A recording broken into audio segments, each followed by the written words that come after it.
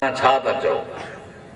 साईं जवाब ॾिनो ॾाढो शानदार जवाब ॾिनो त शींहुं कॾहिं बि ॿिए जो मारियल शिकार न खाईंदो आहे। शींहुं पंहिंजो शिकार मारे पाण खाईंदो, बाक़ी बचंदो त ॿियनि लाइ उछलाए छॾींदो आहे। तंहिंजे करे जेकॾहिं तव्हां शींहं जा शागिर्द आहियो त पोइ ॿिए जे मारियल शिकार जी तमन्ना न करियो।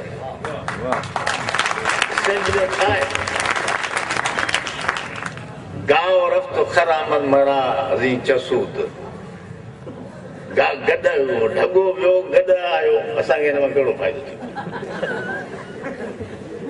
त मुंहिंजा दोस्तो,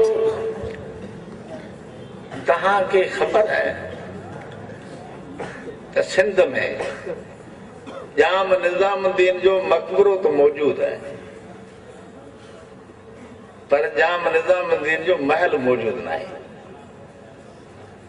गुलाम शाह कलोड़े जो ठारायल किलो त मौजूदु आहे, पर उनजो महल मौजूदु कोन्हे। जीअं मुग़ल बादशाहनि जा महल हिंदुस्तान में पकिड़िया पिया आहिनि।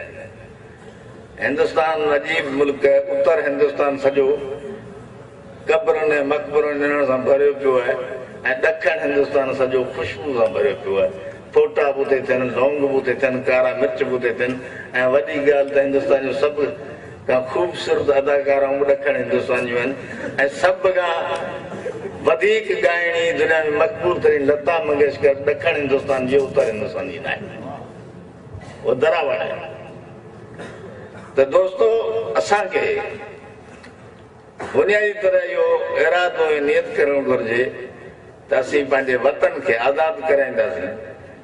ऐं बकौल मोहम्मद ख़ान मजीदी जे त आजियूं थींदियूं सारियूं क़ौमूं, कारियूं भूरियूं तोड़े कारियूं कम क़ौमूं, थकियूं मांदियूं हारियूं क़ौमूं, क़ौमूं जिन में दोदा देस फिदाई जिए शाह बिटाई।